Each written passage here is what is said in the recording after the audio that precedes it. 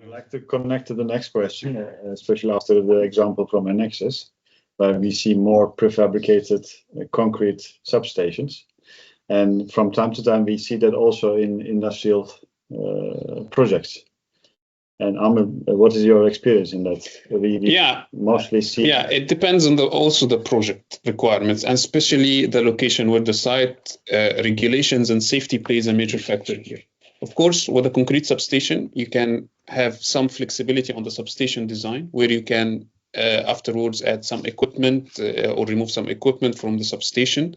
But on the other hand, you pay a lot of cost in the labor costs, especially the labor cost and the lifting equipment cost at site. And also this construction schedule becomes higher at site.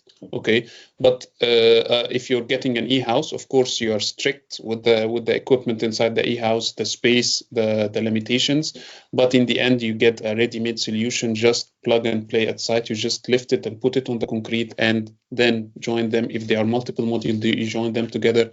And yeah, you only then afterwards connect the external loads to the e-house, and that's it. So it depends on the site regulations. The cost of the labor and the cost of the lifting equipment and the construction in general plays an important cost. And this varies, depends on the site. What's the site requirements? What is the safety regulations at that site? And yeah, this is the key here. Now I have a question to you again. How stringent site regulations can be that you cannot use a steel construction as an e-house and you have to use concrete buildings? Is that something that you are familiar with? No, I think that for me, there's a lot of a mindset and historical background for this. For some reason, a lot of people have in their mind that a concrete building lasts longer and is more sturdy than a containerized building. And we see this mainly with, I think, a lot of the older generation. No negative for us people who are older here. But I think that's slowly changing. People need to understand that we have containerized building substations that are 40 years old and still running. You need to maintain them, but you need to maintain a concrete building as well. So if you design them properly, you suit them properly with the correct painting specs for the location where they are, and you maintain them properly, it's a long-term durable solution. And for me, the biggest advantage as a project manager is I have one goal that's number one, and that's safety. And we all know that from looking at man hours on site, every million man hours on site is so many near misses, so many LTIs, or so many deaths. So everything that we can do to remove that from site is, first of all, for safety benefit. Second is obviously on quality.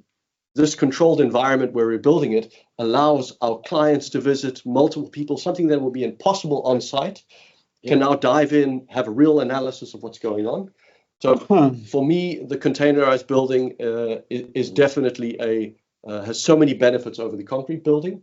It's just people need to accept it more, that it's the solution. And it's not the benefits of HSE dropping the ball with HSE.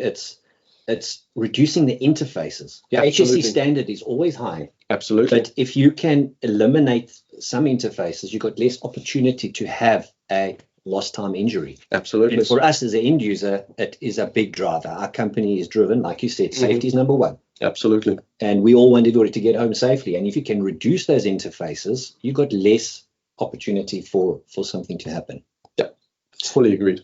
Yeah, and also as an EPC, sometimes our client asks us, please, we need to do like some sort of risk assessment or a study to put the e-house versus the concrete substation. What is the pros and what's the cons? And yeah, this is important, especially if it's a big project. And in the end, we choose the most viable option, which in most of the times goes to the e-house solution because of the safety risks and the construction risks and the schedule risks. So do you have any example of where it went towards concrete?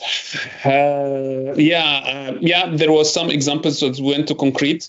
But I would say it depends on the nature of the project, the environment, and the labor cost. So I think the construction and the labor cost plays a major factor here. I have an example. I will not mention the client, but the project eventually was 2 years late because they decided to go to concrete. They ran into trouble on site, and it was just an endless battle and with the two tool time challenges to get it done.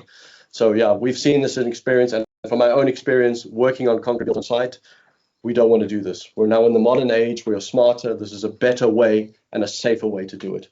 Yes.